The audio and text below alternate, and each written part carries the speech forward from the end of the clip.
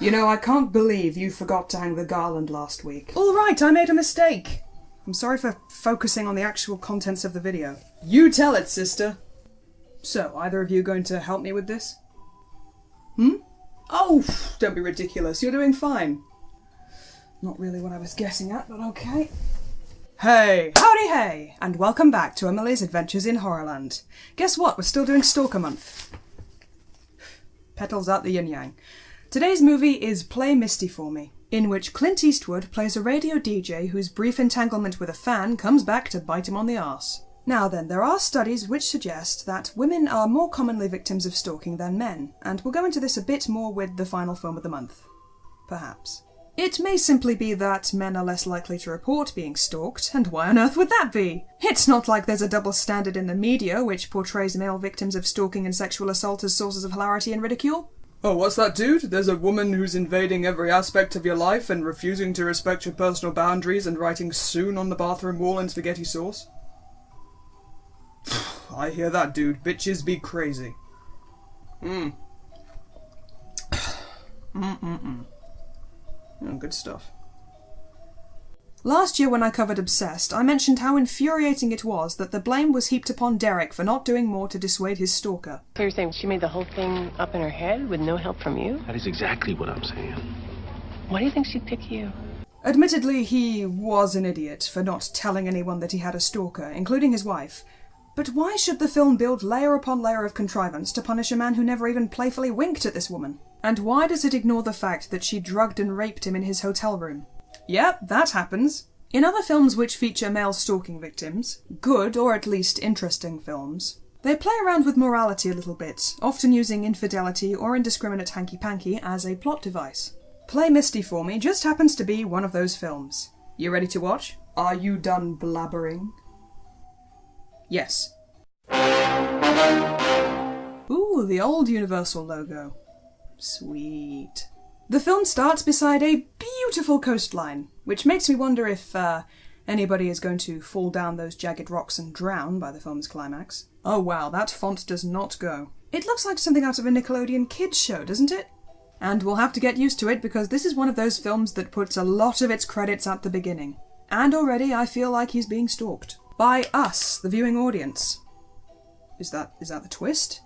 We're all stalking Clint Eastwood in a way, is that it? Seriously though, I do like these long shots. We see that Clint's character David is coming into work at the radio station in Carmel by the Sea in California. It does bear mentioning that the guy who's on before him is very good at keeping it jazzy. Dave, people is going to bring you 5 hours of mellow groove. So in the meantime, this is Sweet Almighty saying hang in there, babies, because everything is going to be everything. Bye. Smooth. They have a brief talk about Dave's womanizing ways, and apparently he is... how do I put this politely? Not the pickiest. Well, in that case, David, you're in. Hey, she's a grandmother. Well, so when did that ever stop you? Well, I'm not here to judge.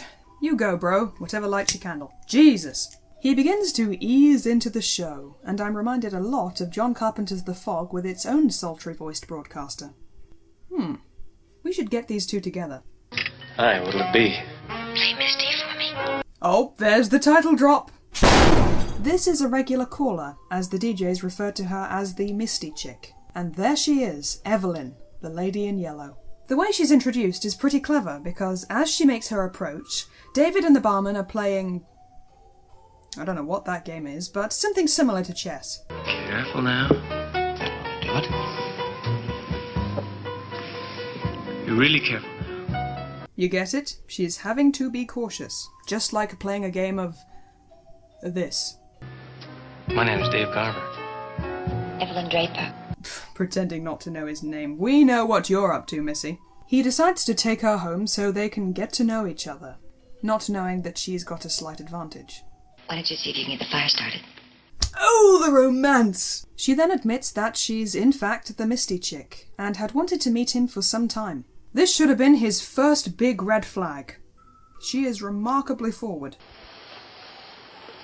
Oh, yep, that was a nipple. About 13 minutes in, and she is well on the way to becoming a rejected stalker, much like Alex Forrest. I should point out that David, although he treats her fairly badly in this film, does make his feelings clear from the start. He's not looking for anything serious. And you don't want to complicate your life. That's exactly right. Well, neither do I. But that's no reason we shouldn't sleep together tonight if we feel like it. At first it seems that Evelyn feels the same way. But then comes the second red flag, as the next morning she comes traipsing into his house with an armload of groceries, in his own words.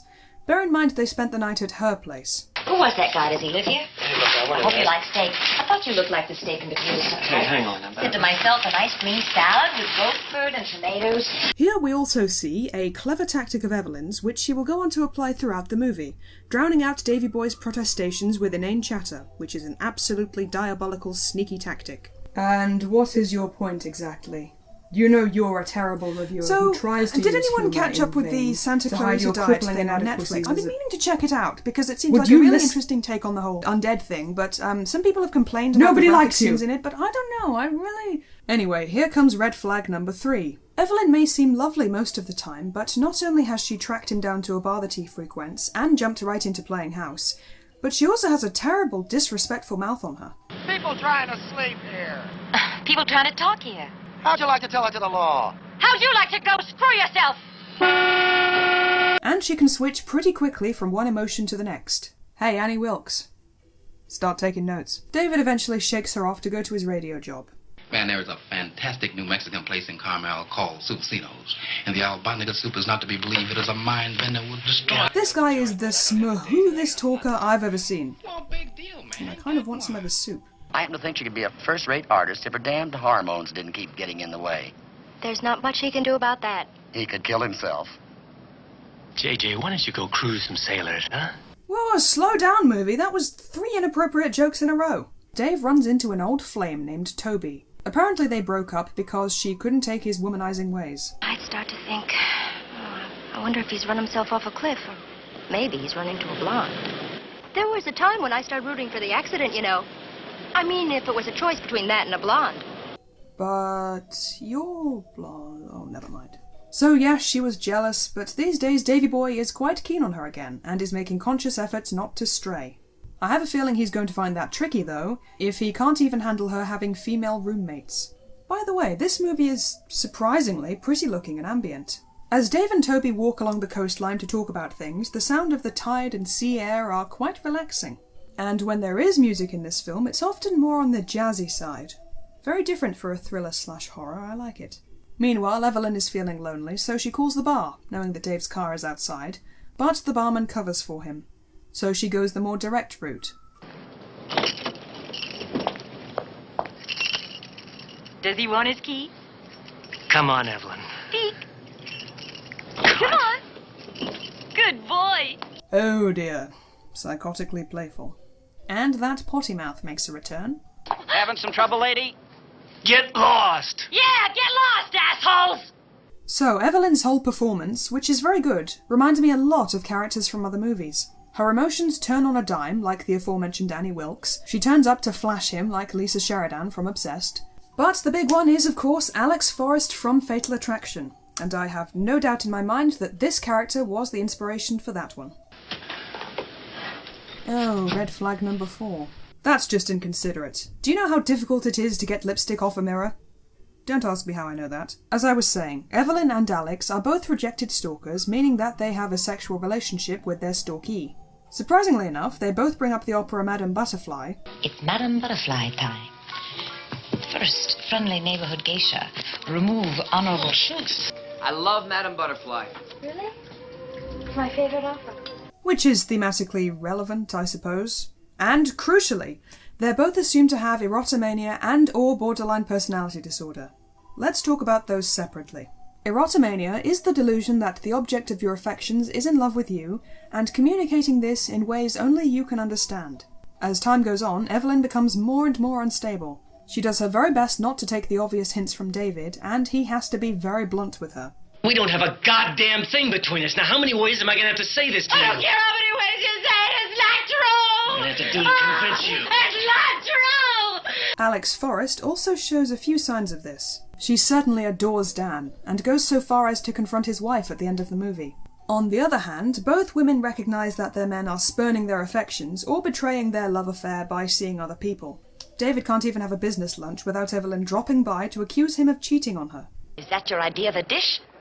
My God, she's a little old for you, isn't she? What is this, Be Kind to Senior Citizens Week? Get out of here. But that comes later. Now, as for the BPD, I've mentioned in a past video that the symptoms of this disorder include unstable relationships with others and difficulty regulating one's own emotions. It's difficult to diagnose fictional characters, however, since we only know them for a short period of time, and there is some comorbidity with other mental health issues, so I won't delve too deeply into this. However, if Alex Forrest has BPD, then it's extremely likely that Evelyn also has it. It might also explain something that she does next. After she and David have an argument, she excuses herself to go to the bathroom and is in there for a long time. He breaks in and oh crap. Yes, BPD does increase the risk of self-harm and suicidal ideation, like many mental health conditions. The way Play Misty for Me frames it, Evelyn uses this attempt on her life as a means to manipulate Dave into staying with her and caring for her. She even gives this mildly threatening remark. Frightens me thinking about it. Well, don't think about it. Oh, I don't mean me. I mean you. Girl commits suicide in disc jockey's home. It's not very good publicity for a man in your position. This is right at home with someone with severe abandonment issues, and again mirrors the scene from Fatal Attraction. Hold me, Dave, please. Please. Tighter. Tighter. Don't let me go. I have to say, I do love the way they zoom in on his eyes, like it's the end of a Twilight Zone episode.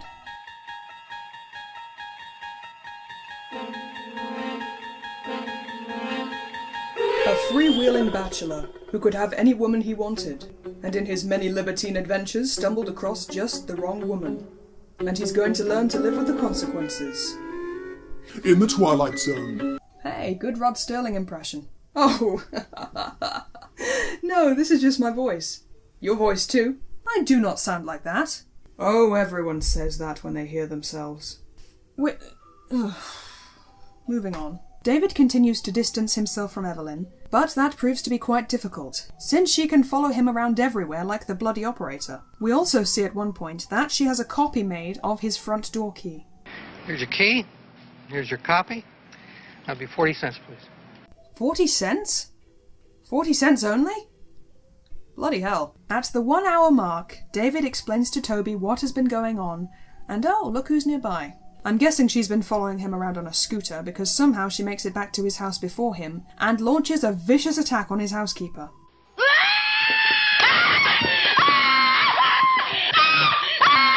This is such a shock that I don't even care that she's bleeding ketchup. This is way worse than boiling a bunny. As Birdie, yes that is her name, is taken away on a stretcher, this sergeant guy asks Dave a few questions. At first I wasn't fond of the guy, but slowly his snarky attitude started to grow on me. He just so obviously doesn't like David. Then how does she happen to have a key to your front door? I don't know that either. You know, it boils down to you don't know a hell of a lot, do you? What it boils down to is I'm getting kind of sick of your questions. And so am I. But they get upset with me down at the store if I don't ask them. Evelyn is taken away to a psychiatric institution, and David's life gets back to norm. Okay, they're naked in a lagoon now.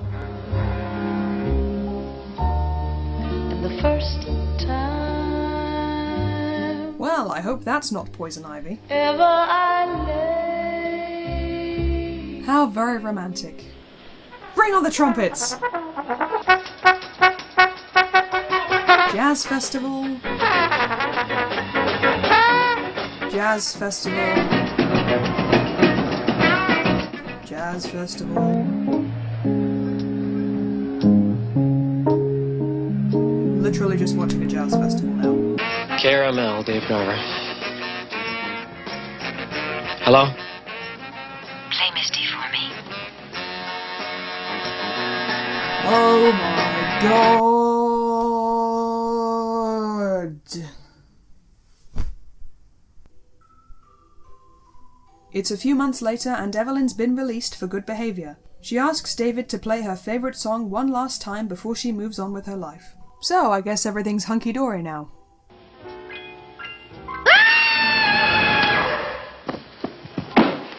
Or perhaps not. David wakes from this nightmare to find that there actually are knife slashes on his pillow. Let's rewind for a second. What kind of knife is that?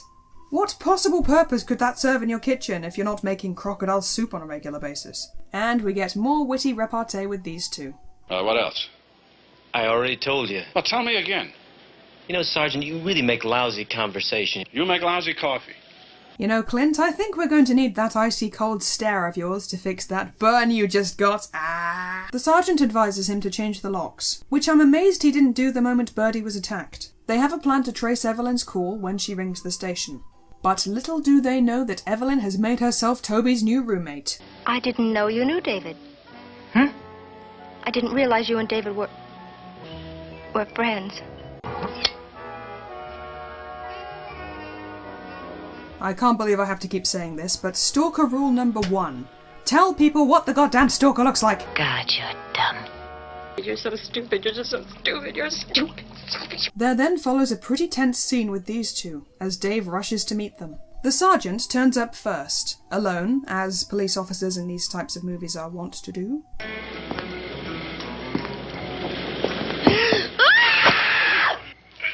That right there is probably the scariest shot in the movie, slightly offset by the cough in the background.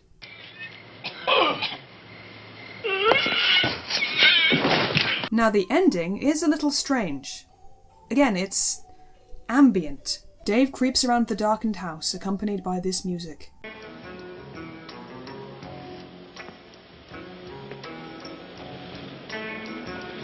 Then, oh my god, stabby slashy, and then back to the cool jazz.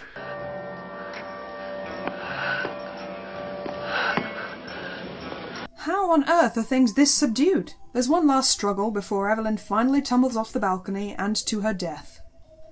Huh. I guess that's it. How strange. Now, the film was a pretty big commercial and critical success at the time, and it must have stood the test of time because my DVD came with a whole slew of special features. I'd recommend picking it up, actually, if you're a Clint Eastwood fan, as he both starred and directed, but I think he was probably trying to get away from the whole cowboy shtick.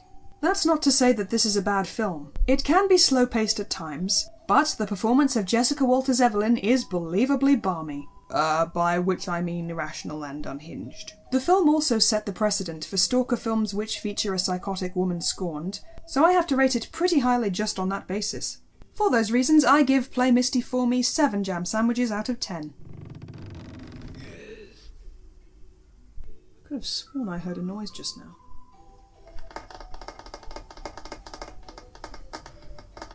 No, I wouldn't go looking if I were you. Oh hey, why don't you tell them about the 2 movies? Oh yes, now, I've been wondering how to finish off Stalker Month, so I thought, why not put it up to a vote? Here are the 2 alternatives. Single white female, which may or may not count, it depends if you think you can be stalked by someone who's living with you, or Enduring Love, which has Rhys Ifans in it. So do let me know in the next 3 days what you'd like me to cover, and as always, thank you very much for watching, and I'll see you next time. Cheerio.